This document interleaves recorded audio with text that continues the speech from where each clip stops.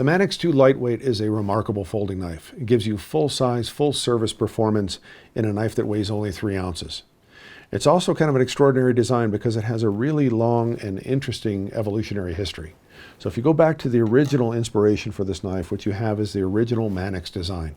This was introduced in 2004. It's an Eric Glesser design, so designed by Eric Glesser, son of company co-founder Sal Glesser.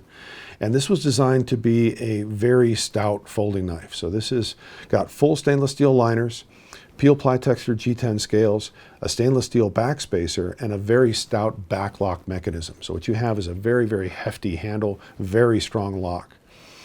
The blade itself is CPM S30V stainless steel, full flat grind, and again, what you've got is a stout knife that is designed for heavy-duty use. It was very well received, especially by people with larger hands and people who want to use knives in heavy-duty contexts.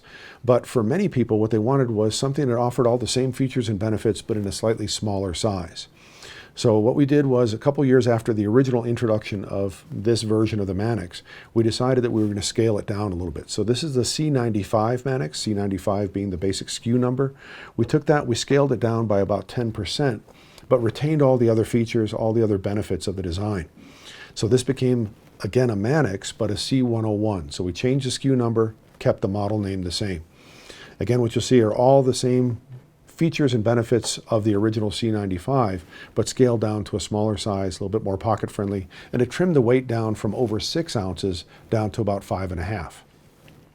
What you'll notice when it comes to the ergonomics of the Manix design, you've got some really nicely placed finger grooves and contours to the handle that make it a very comfortable knife to hold in the hand. What you'll also notice is a 50-50 index finger choil.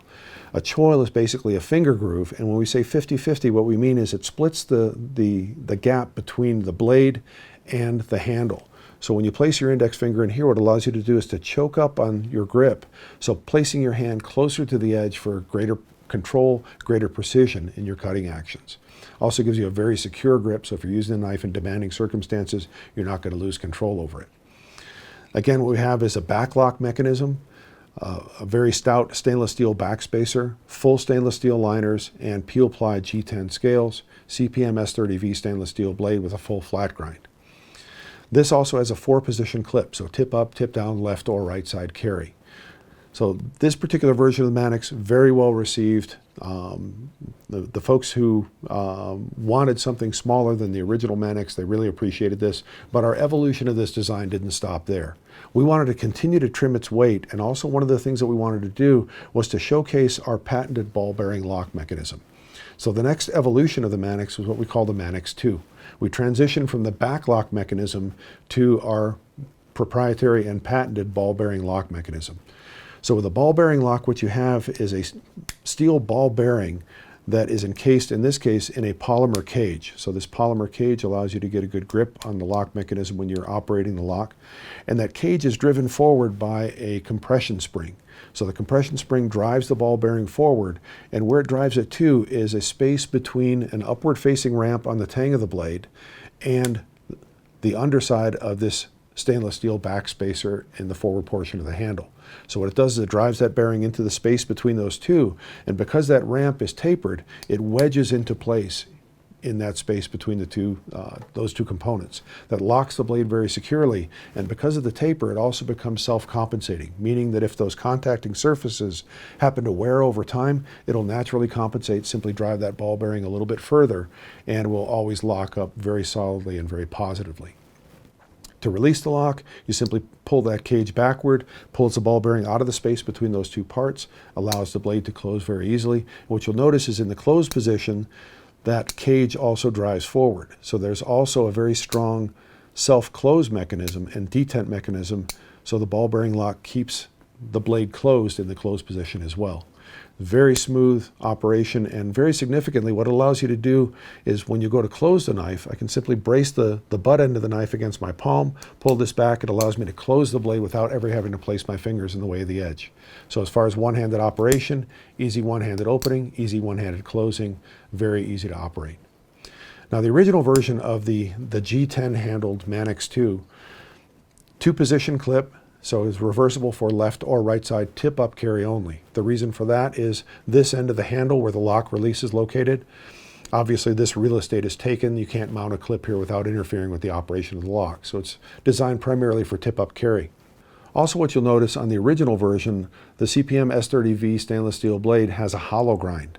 Over time, the hollow grind evolved to become a full flat grind, very similar to the original versions of the knife. So kind of a throwback to the original version. This is the current version, still one of the most popular versions in our line. And what you'll find is that with this transition to the ball bearing lock, in addition to all the advantages of the ball bearing lock itself, it also trimmed the weight of the knife again by about 10%. So constantly progressing in that idea of making the knife more user-friendly and lighter weight, but we didn't stop there. One of the things we wanted to do in highlighting our ball bearing lock mechanism was ideally to create a transparent handle. We really wanted to show off the mechanism and the details of that mechanism if at all possible. So we searched for various handle materials that we might be able to use that were actually clear and would showcase that mechanism. We finally settled on a material called FRCP, or fiberglass reinforced copolymer, but as we experimented with different versions of FRCP and added more and more fiberglass to increase its strength, what we found was the clarity of the material went away because we added the fiberglass to it. And finally what we did was we settled for translucent rather than transparent. So the original version of the Manix 2 lightweight was a blue translucent handle. Still, if you hold it up to the light, you can see all the details of that lock mechanism. But what it did was it took all those features and benefits of the G10 handle version and rendered them in the same basic platform, but reduced the weight of the knife down to 3 ounces, 39% less weight than the G10 handle version. So it's a significant weight reduction, really created kind of a new breed of folding knife, a super lightweight knife that still gave you that full-size performance. This knife was recognized by the industry in 2010.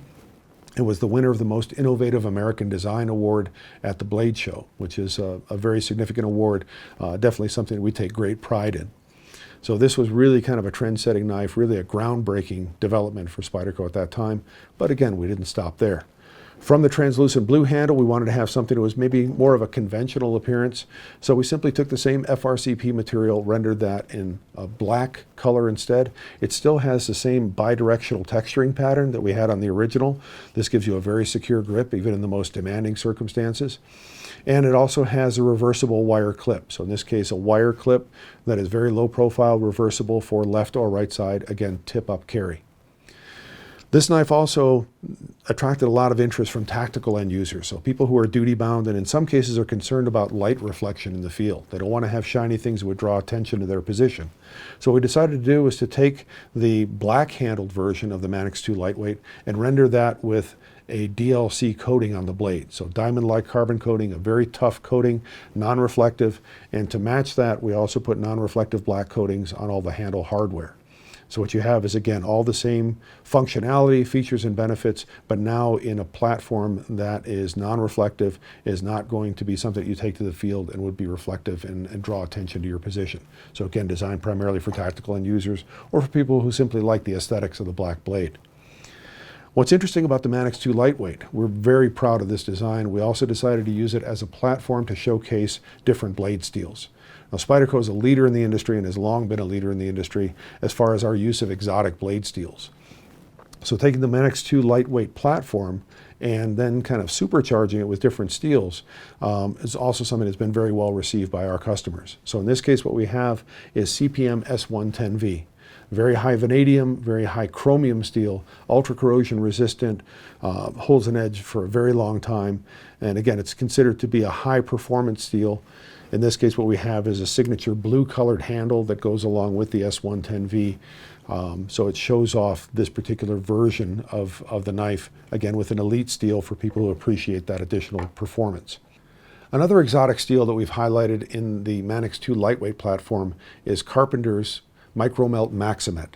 Now, Carpenter developed Maximet for the rollers in their steel mills. So when you imagine rolling hot steel, the rollers have to be incredibly tough, incredibly strong. So Maximet is a very elite material. It's a tool steel, very high alloy.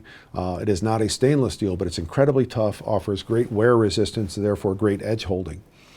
Spyderco is one of the few companies in the industry that actually makes production knives with Maximet steel. So we're very proud of that fact.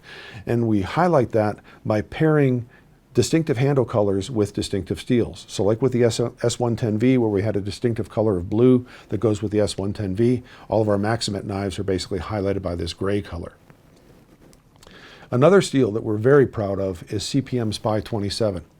Now, CPM Spy 27 is a steel that is proprietary to Spyderco. It's basically a particle metallurgy version of VG10 stainless steel, which is a Japanese-made stainless steel that we use on many of our Japanese-made knives. Have been using it for years, and it's one of our most popular steels. What we wanted to do was to create a steel that is truly proprietary to Spyderco. So we partnered with Crucible Industries. We said we want to replicate the VG10 alloy recipe, but we want to render it with the particle metallurgy process, which gives it a better microstructure, gives it a much more homogeneous microstructure, and it just makes the steel better overall. So CPM Spy 27 is essentially a particle metallurgy version of VG10. You'll find it only on Spyderco knives, and again, we're very proud to highlight that in the Manix 2 platform. The latest evolution of the Manix 2 Lightweight is screwed together construction. So when you look at all the previous versions of the Manix 2 Lightweight, going all the way back to the original one with translucent blue handles, although they had a screw style pivot pin, all of the assembly hardware was basically riveted. So it riveted the two pieces of the handle together. Once it was assembled, you could not disassemble the knife at all. In most cases, that's not an issue because you could easily maintain the knife without having to do any disassembly. But by going to screw together construction, what we have now is the ability to even more precisely control the torque of those fasteners. So as far as the tensioning of the knife, the alignment of all the mating parts, essentially being able to assemble the knife even more precisely than before. And then on the rare occasion that you might actually have to disassemble the knife to do some type of maintenance or warranty repair, with the screw style construction, you can simply take the knife apart, do whatever is necessary, reassemble the knife, and you're back up and good to go. The transition to screw together construction for the Manix 2 Lightweight is the latest step in a long evolution of this design. It still retains all the same features and benefits that have been proven over years of evolution, but it just makes a good thing even better.